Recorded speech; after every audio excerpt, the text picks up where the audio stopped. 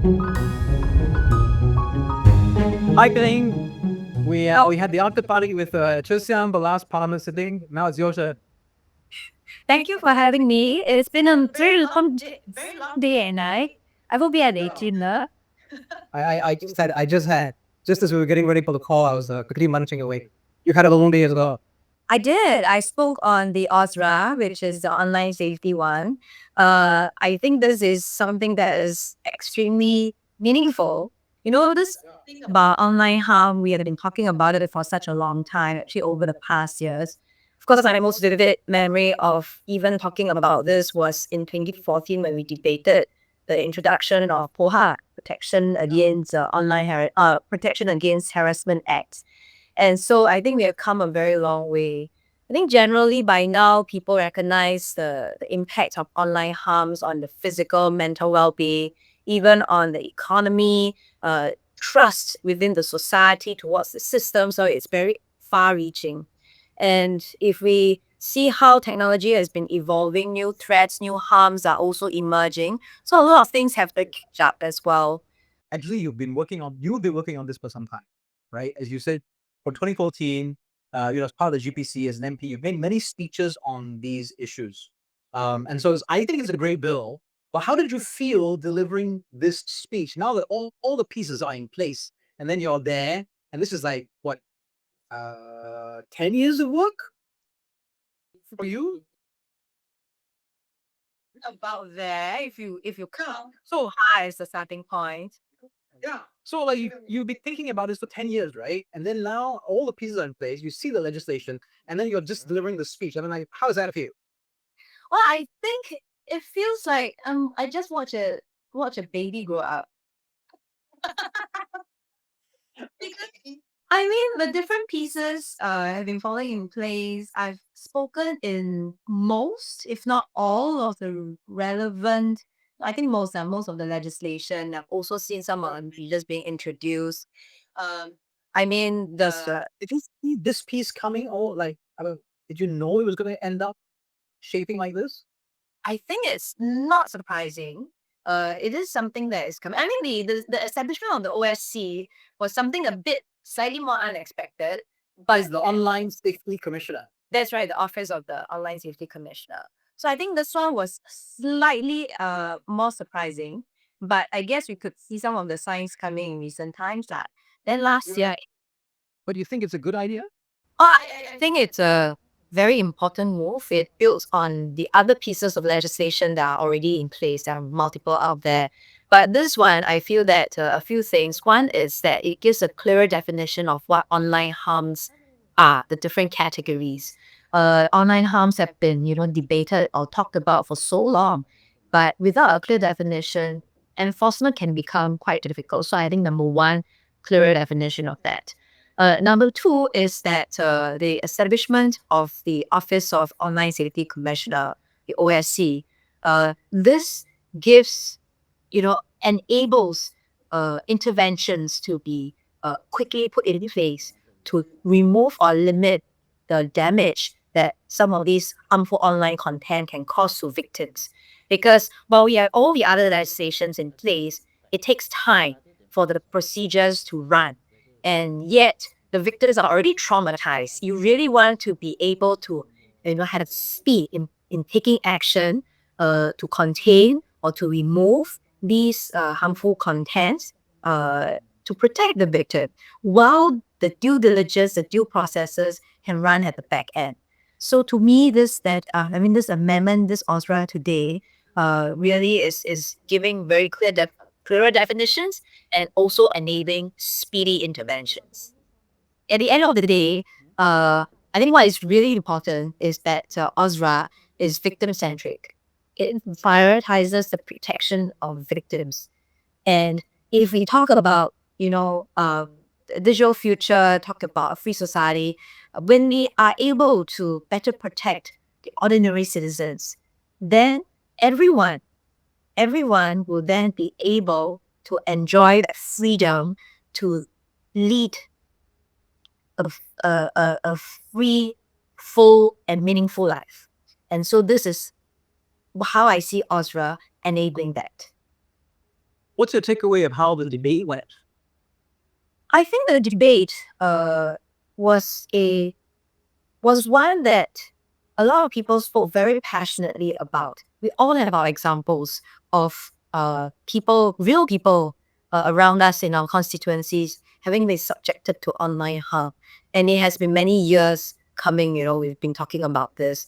And so I think today a lot of people are basically sharing real experiences, highlighting the impact of online harm, and also crystallizing some of the key pain points which Osra is now able to address. And so I think it has been a very fruitful discussion. Um, there were also, discussions about how we should better the Osra. But I think at the end of the day, um, it's about how can we be more, how can we put in place more timely responses to protect victims. So I think it's all good. So now that you asked me, I should ask you that. So what do you think of the debate, and what significance does this have for you? Well, I think Osra closes the gap for victims, individuals that have suffered online harm. So now you've got a online safety commissioner, laws, an agency, and a way for someone to basically take down offending images, reduce the harm, and protect the individual. Move fast, reduce the harm, and create a confidence in the online interactions. That's what we need. So it's a land-on bill, first in the world, and we've learned a lot from both an extensive consultation process here in Singapore, but also from looking at what's been happening around the world. And I think we can now move and set a new standard, and I'm really glad we did it. For the debate, I think the heartfelt stories came out. The need for this came out. I think nobody says we don't need this. Everybody agrees that we need this. Then there was a difference between us and the Workers' Party. Workers' Party proposed some amendments. I think all of us agree what we're trying to do: protect the victim, put the victim, give the victims a recourse to reducing harms and making sure they're done fast. But we disagreed on some of the ways in which it could be done. I think the Workers' Party had tension around some of the 11 amendments that they proposed. We took the view that this would reduce the operational effectiveness. It would mean that we move slower. We would be unable to deliver on that victim-centric, rapid, easy access removal of harms that we're trying to go for. So, but in the end, we passed the bill unamended, and I think this will be a game changer for what we can do in the online space. Have you had like residents or constituents that have been affected in this way that would be protected now? Well, definitely. I mean, although the story, I did share a story in my speech, and this story is a bit dated, but I'm happy to share again. Is that in 2014, actually, there was this, my resident, his fiance, ex-boyfriend, uploaded very compromising photos of her. And those photos were taken when they were still in a relationship, when there was still trust, right? And so because of the breakup, obviously the ex-boyfriend took revenge and then put it out on website such as Revenge Porn. That website was actually outlawed by California, but it was still available online because it was posted, I think, in Amsterdam. And so nothing could be done. Even the guy, the ex-boyfriend who uploaded it, couldn't take it down. And then the website owner, the host, demanded a fee if they wanted to take down the stuff. And the poor fiance was like traumatized. People were talking about it. Even her friends came to ask her about it. So she felt very ashamed, very embarrassed. And it was just traumatizing. And so I remember back then, we tried to do something to address this. We had to go to various agencies. Eventually, long story short, was that we managed to get the website banned or ban the access within Singapore, just to protect her then. But I can imagine that under such stress, for them to navigate, the different channels, not everyone was willing to help, but there were a lot of different channels, a lot of processes in place. But for them, under such stress, it would have been very, very challenging. And even for me, I felt kind of exhausted trying to navigate this. So I feel that therefore, in this case with OSRA, with the OSC, if this is happening in today's context, then the OSC can quickly come in and at least get the website banned and take some other measures to limit or stop the exposure and damage and quickly protect the victim. And then that buys for everything else back end to be sorted out. So I mean, it seems like a really necessary piece of the legislation and operations that we're finally putting in place. Moving fast to protect the victim, getting material down so that more harm doesn't spread, and then having a due process so that you have the right balance, right? So that you don't weaponize the speech and you don't weaponize harassment, but also you protect the victims. Why did it take so long to get to this point? I mean, you've like been in the GPC, you've been speaking about this. And we've seen a lot of the other pieces of the Pop Pika, Ocha, Hoha. But well, I mean, I know there was an extensive period of consultation, right? I mean, we were just consulting so many people, and everybody had views on this. But everybody had views on all the other legislation as well. Did you come across like conflicting views and contradictory views that we had to deal with? Was that part of your experience in preparing for this bill? Well, I mean, everyone, I think at the very broad level, of course, everyone agrees that we must protect the victim, protect the vulnerable, make sure justice is served. Nobody, has an asymmetry of power over another. But I mean, along the way, obviously, there have been people who express concern. For example, just to highlight the proposed amendments moved by WP member He Ting Lu, I think would be an example to illustrate this.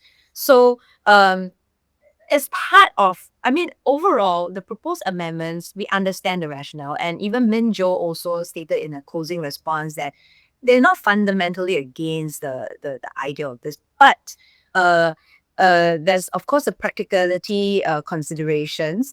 Various pieces of legislation, even some of the parts of this OSRA would address what she is proposing. Amongst the amendments, there was one talking about, I mean, suggesting the removing the finality of the appeal, so that it's what this means is that appeals could then be protected. And then second one is to change the standard from reason to suspect to reason to believe. And I feel that these two parts will unfortunately or inevitably drag out the process, and therefore further expose or at least prolong the expose to harm for these victims who are already traumatized. So Yeah. I think these are not really not helpful to victims. And I would think that this is also not the intent of even the RPP members. But I understand where they're coming from. It's just that I think in reality, if these are if these amendments are put in place, if led to pass, then I don't think we are really helping the online harm victims. Yeah. Well, the way I understood it is that what they are trying to achieve, we are also trying to achieve. But it's just that the need to put it into the primary legislation is what we are arguing about. Some of what they are trying to achieve, we could potentially achieve through subsidiary legislation, just the normal working of the bill and what the regulatory approach would allow, as well as the other legislation that we have. But by amending the primary legislation, operationing what they are proposing will make it less victim-centric and slow down the works and actually allow it to be weaponized in another way, right? I mean, even the fair comment thing can be weaponized in a way that's not very useful to protect the victim. So in a way, the outcome they want is the same. Protect the victim, any online space, better, but it's got to provoke, right? You can have that idea, but actually it's got to be able to be operationalized and executed, implemented correctly. And well, that's the key, right? Because you can make all the promises you like to the victim, but unless you can deliver the protection to the victim, then it's not going to actually change the outcome. I don't know how much appreciation there is of how unusual this is and how we have moved further and faster than most places. I mean, even when Minister Everton was talking about some of the legal provisions, the creation of the statutory tort, the fact that it happened at the time that the black hole was notified, it actually changes the game. This whole thing completely changes the game as far as online model is concerned. So I was quite taken by how it was really a first in the world and a very new approach. But I don't know that that's what people are paying attention to online. I don't know if you watched the blog posts. It shall be out of order to use offensive and insulting language about members of parliament. I consider what you had said just now to be quite insulting, and it is beneath the dignity of this House to use such language. You were there, right? Yeah. This is so yeah. Because I mean, basically the news feed, and the social media space, I think is a lot of it's about what the MP Kenneth Tion said, right? That to Minister Chi Hong Dat, and then the sort of the interaction that they had, and then the speaker had to weigh in. So it's in a way, it's a bit of a shame that you had a day like today where we have a really awesome piece of legislation and changing things, and that now everybody's attention is on the fact that he called us Miss Chi's questions stupid. I mean, he apologized, and then after speaker sort of kind of word with him, and before that, of course, he retracted it. I think when prompted to by Mr. Chi. But it's all the states. I was a bit taken aback. I think there's a bit of a gasp in the chamber where they said it. I just like it's sort of I don't know. What's your sense? I would like to think that he didn't have any malicious intent, but I guess it is inappropriate to make such a remark in Parliament, in the House, because that is where decorum is demanded. And so it is quite unfortunate that such a remark, quite impolite, I must say, is being heard in the House, and time have to be spent to basically address this lah. So I guess it's a lesson learned for everyone. So a good reminder for everyone. One thing is that it's also actually a bit, you can't question the right of people in the House to question. The point where they have to debate and ask each other questions, right? Yeah. I mean, that's the fundamental thing that we do in the House is ask each other questions. That's right. I think it's a good question. I'm going to ask it, right? I would like to think that perhaps as a first term MP is only like the third sitting. So maybe he is not as familiar with how the conduct should be like within the House. But nonetheless, I mean, this has happened. It is important for Speaker, therefore, to set the signal and set things right, because otherwise it will set the wrong tone for the rest of the term. In preserving the site, we are not memorializing any single leader.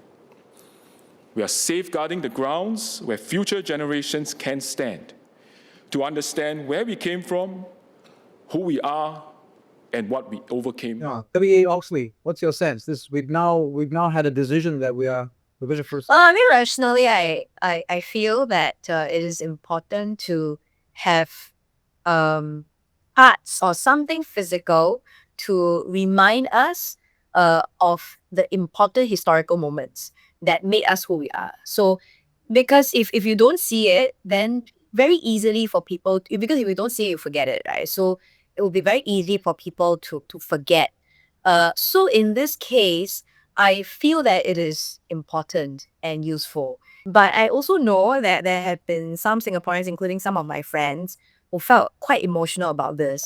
We felt like the party is not respecting the wishes of our founding prime minister. So maybe I throw this back to you. What do you think of this move, and how do you think we can, assure Singaporeans who are concerned that we are actually disrespecting and that Government has decided that they are going to sort of assess it for preservation.